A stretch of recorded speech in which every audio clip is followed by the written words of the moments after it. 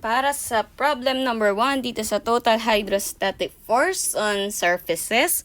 So ayan, meron daw tayong vertical rectangular gate na merong W meters wide. So ito yung value ng W natin. And it is H meters high. So submerged siya in a water with its top edge that is D meters below the surface. So find the total pressure acting on one side of the gate and its location from the bottom with the following given. Okay, so paano natin kaya siya i-drawing, no? So sabi, may vertical rectangular gate daw tayo na merong width at saka height, tapos submerged siya sa water with its top edge na D meters below the water surface. So kung ito yung ating water surface, so D meters daw siya below. Yung top edge daw niya ay D meters below the water surface. Tapos ito yung kanyang mga given na values. Tapos yung gamma ng water, ito yung gagamitin natin, no? Which is parehas naman kahit na hindi sabihin. Okay, so tingnan natin kung tama ba yung ating drawing. Ito yung width, tapos ito yung height ng ating vertical rectangular gate. Okay, so yan yung itsura niya. Ito yung ating free liquid surface, yung D natin. So siya ay 3 meters below. And then, yung height ng ating vertical rectangular gate, which is, so 4 meters. And then, yung ating width, so siya ay 2 meters. Okay, so ang pinapahanap sa atin, okay, total pressure acting on one side of the gate. So, yung F at saka yung location daw from the bottom. Okay. So, syempre, yung location ng center of pressure from the bottom of the gate natin. So, kung ito yung bottom of gate natin, so, kailangan alamin natin kung paano magagamit yung distance or eccentricity natin ng from centroid tsaka to center of pressure. Okay, so ano ba yung formula lang ng F natin? So, di ba F is equal to gamma H bar A. So, yung gamma natin, ano po yung gamma ng water? Submerged liquid natin, yung liquid na ginagamit natin, 9.81 kilonewton per cubic meter. So, direct lang, no?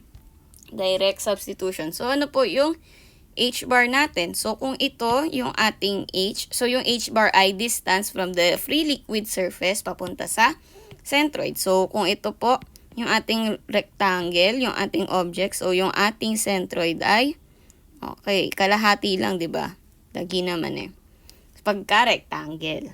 Okay, so ito yung ating centroid, and then kailangan nating i-add pa yung dito sa taas, yung ating depth na 3 meters. So yung H bar pala natin, from the free liquid surface papunta dun sa ating centroid ay 3 meters plus 2 meters. Tapos, yung ating area, so ano po ba yung area? Base times height. So, 2 meters times 4 meters. At siya ay, okay, squared. So, ayan. Tingnan natin yung magiging force natin. So, tama naman, no? Kasi, cancel. Okay, ito ay magiging cubic meter. And ito, makakancel dito sa cubic meter natin. And then, yung force, value ng force natin, so, tama naman na kilonewton. So, dapat makakapag-solve tayo ng, ng force na equal to, so, multiply lang natin 9.81 times 5 times, ito po ay multiplication 8. So, ayan, ang ating force na makukuha ay 392.4 kilonewton. So, alam na natin yung force which is acting below doon sa ating centroid. No? Ito yung centroid, yung ating force. Okay. Ating force ay nasa center of pressure. Tapos, hahanapin natin yung distance E. Okay? So, yun.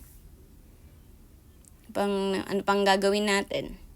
So, kung ito yung E natin, so, gamitin natin yung isa pa nating formula na na-derive, which is yung E daw is equal to moment of inertia over a y bar. So, ano ba yung moment of inertia para sa ano ba to? Rectangle. So, kung ito yung shape natin, maaalala natin na it is BH cube over 12. Yun yung ating moment of inertia all over dun sa ating AY bar. So, pwede na nating mag-substitute kung ito yung base, ito yung height, tapos yung AY bar naman natin.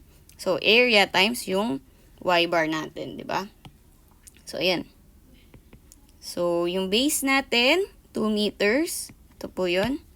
Base natin times height, B, H cube, 4 meters over 12. So, ito pa lang po yung moment. Okay. Ito pa lang po yung moment of inertia. Tapos, i-divide natin siya all over dun sa area, A, Y bar. And then, yung Y bar natin, so, ito, 2 plus 3.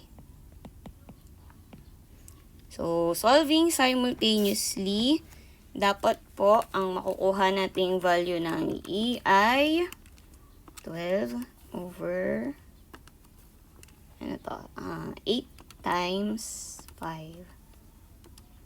Okay, so may, okay, so may makukuha tayong value ng E na 0.2667. So, ito yung distance ng E natin at ang pinapahanap po ay Y from the bottom of the gate. So, kung ito yung E natin, ito yung Y natin, so, paano natin siya masasolve? So, Y plus E is equal to, syempre yung kalahati pa ng 2 meters, 2 meters plus 2 meters, 4 meters, di ba? So, 2 meters, okay, minus E pala, so, makukuha na natin yung value ng Y. So, Y is equal to 2 meters minus E, which is 2 minus 0.2667. And then, ang value pala ng Y natin ay 1.7333. Okay, isa pang 3 meters. Okay? So, ayun po. Ito yung value ng force natin.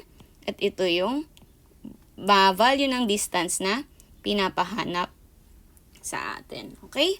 So, yun lang para sa problem number 1 ng total hydrostatic force on surfaces.